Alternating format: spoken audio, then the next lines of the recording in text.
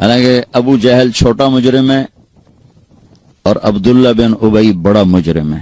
ابو جہل جحیم میں ہے اور عبداللہ بن ابی حاویہ میں ہے. حاویہ سب سے نیچے ہے, حاویہ کے اوپر جحیم ہے. حاویہ منافقوں کے لیے اس میں عبداللہ ہے, اور جحیم مشرکین کے لیے اس میں ابو جہل ہے. وہ ابو جہل سے بڑا اسلام کا دشمن تھا, یوں لگ, چونکہ اس نے اپنے آپ کو مسلمان کہا, ایسے لگا کے رکھا. ایک دن ان کے بیٹے عبداللہ, ان کا نام بھی عبداللہ تھا, اللہ کے نبی پانی پی رہے تھے, یا رسول اللہ تھوڑا پانی تو بچا دیں. کہنے لگے کیا کرو گے؟ کہ اپنے باپ کو پلاتا ہوں, شاید اس کے اندر ایمان چلا جائے. تو آپ نے دے دیا. وہ گیا گھر کا, ابا یہ پانی تو پی لے. تو کیا ہے یہ؟ کہ یہ اللہ کے نبی کا جھوٹا ہے, پی لے شاید تیرے اندر ایمان آ جائے. تو آگے کم وقت کہنے لگا جا وہاں پیشاب لے کے آ, وہ پی لوں گا, یہ نہیں پیوں گا. پیشاب لے کے آ, وہ پی لوں گا, یہ نہیں پیوں گا. تو ان کو اتنا غصہ چڑھا, وہ گیا یا رسول اللہ مجھے اجازت دے میں اس منافق کی گردن اڑا دوں, بیٹا ہو کر میں اس منافق کی گردن اڑا دوں. کہ عبداللہ تیرا باپ ہے, قدر کر. میں نہیں چاہتا لوگ کہیں محمد اپنے ساتھیوں کو قتل کراتا ہے, جاؤ اس کی خدمت کرو, تیرا باپ. جنازہ پڑھا, اپنا کرتا اتار کے کفن کے طور پر دیا, اور اس کو قبر میں اتار چکے تھے. آپ ذرا دیر سے پہنچے, اس کو دوبارہ قبر سے باہر نکلوایا, اس کے منہ میں اپنا لعاب ڈالا کہ شاید بخشش ہو جائے. اس منظر کو دیکھ کر 100 منافقوں نے کلمہ پڑھا. تو بھائیو میں آپ کی منت کرتا ہوں کہ یہاں آپ امت بن کے رہو, مسلم بن کے رہو. جو تمہارا عقیدہ ہے, جو تمہاری سوچ ہے, اس کو گلے سے لگا کے رکھو, لیکن دوسروں کو احترام دو, عزت دو, سب کو اپنا پسند. سارے ہم نے تو غیروں کو اپنا بنانا تھا, ہم نے اپنوں کو غیر بنائے تھے. تو کتنی بڑی ظلم و زیادتی کی بات. جس کے دل میں ذرہ کے برابر بھی ایمان اٹکا رہ گیا, ایک دن جنت میں جائے گا. چونکہ ایک دفعہ ایسا ہوگا کہ جہنمی لوگ مسلمانوں کو کہیں گے کہ تم بھی دوزخ میں, ہم بھی دوزخ میں, تمہارے ایمان کا کیا فائدہ؟ تو اللہ تعالیٰ اس پر فرمائیں گے کہ جس نے زندگی بھر میں ایک دفعہ لا الہ الا اللہ کہا اسے جنت میں ڈال دو. جس نے زندگی بھر میں ایک دفعہ خالی میرا نام لیا ہے اس کو بھی جنت میں ڈال دو. پتہ نہیں اللہ تعالیٰ کس کو کس بات پہ خوش ہو کہ اللہ اس کو جنت دے دے, ہمیں اور کس بات پہ ناراض ہو کہ اللہ ہماری پکڑ فرما دے. کوئی خبر ہے؟ اللہ کے نبی نے فرمایا بنی اسرائیل میں 2 بھائی تھے, ایک نیک تھا ایک گناہگار تھا. تو نیک کہتا تو بہت گندا ہے, وہ کہتا یار مجھے اللہ پہ چھوڑ. وہ روز اس کو تو بڑا گندا ہے, وہ کہتا یار مجھے اللہ پہ چھوڑ. تو ایک دن کہنے لگا تیری بخشش نہیں ہو سکتی, اللہ کی قسم اٹھا لی. وہ دونوں مر گئے. تو اللہ نے وہ اس عابد سے کہا تو نے اتنی بڑی قسم کیوں اٹھائی کہ اس کی بخشش نہیں ہو سکتی؟ تو ٹھیکیدار, چل بے تو جا جنت میں. اگر تو نے میری رحمت کو پابند کیوں کیا, اس کو ڈالو جہنم میں. تو کسی مسلمان کو حقیر نہ سمجھو, سب کو عزت دو. ہمارا کام تو گلے لگانا ہے نا کہ نفرت کرنا. مثلا ایک آدمی آپ کے نزدیک غلط ہے تو وہ سمجھو وہ مریض ہے, تو مریض کا علاج ہوتا ہے کہ مریض کو ہسپتال سے نکالا جاتا. وینا ملک ہمارے انڈسٹری میں وہ لڑکی جس نے بالکل کپڑے اتار دیا, ننگی ہو کے آ گئی. بر صغیر میں کسی ہندو لڑکی نے بھی یہ یہاں تک سٹیپ نہیں اٹھایا کہ وہ بالکل ننگی سکرین پہ آ جائے. وہ لڑکی تھی جو ننگی ہو کے سکرین پہ آ گئی انڈیا میں.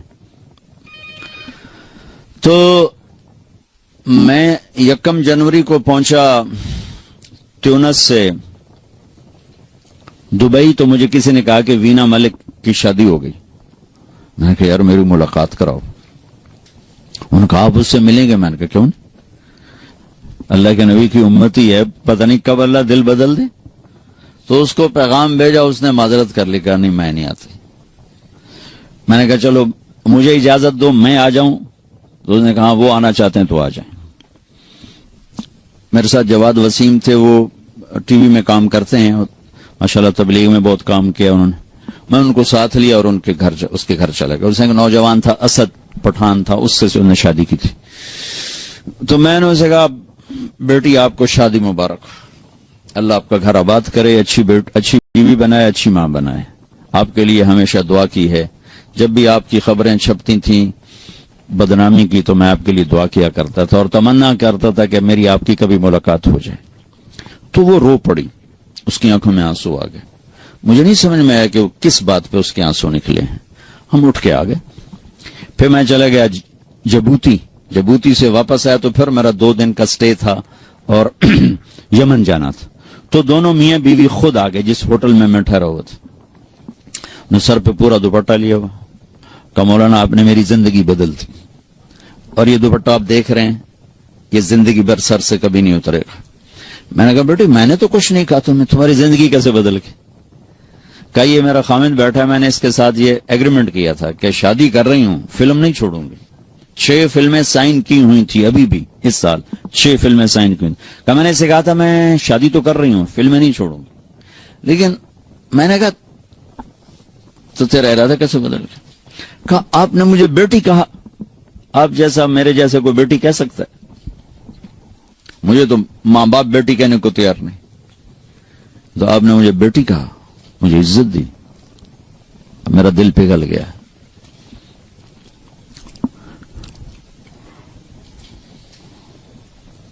تو ہمارا کام تو قریب کرنا ہے نا، دور کرنا تو ہمارا کام نہیں ہے. تو امت میں اختلاف تو صحابہ کے دور سے ہے، نبی کے دور سے ہے. بخاری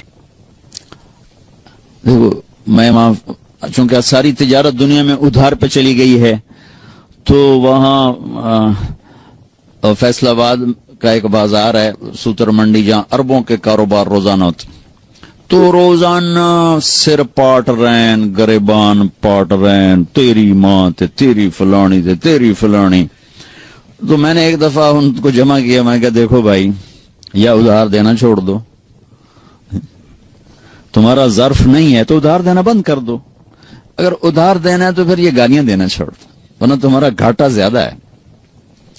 10 کروڑ 10 ارب کیا پوری دنیا بھی ایک آدمی تمہاری نگل گیا ہے تو پکڑا جائے گا قیامت کے دن. لیکن تم نے ماں بیٹی کی گالی دے دی تو جرم تیرا بھی گھٹ کوئی نہیں، کیونکہ ماں بیٹی کی گالی دینا اللہ کے عرش کو ہلا دیتا.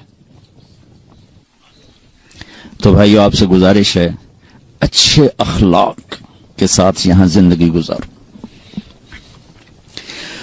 اور مسلمان بن کے رہو، امتی بن کے رہو، امتی بن کے رہو. فرقہ واریت کا شکار نہ ہو، تعصب کا شکار نہ ہو، نفرتوں کا شکار نہ بنو، مسلم بن کے رہو. ہوا سماکم المسلمین من قبل، اللہ نے ہمیں قرآن میں کہا کہ میں نے تمہارا نام مسلمان رکھا ہے.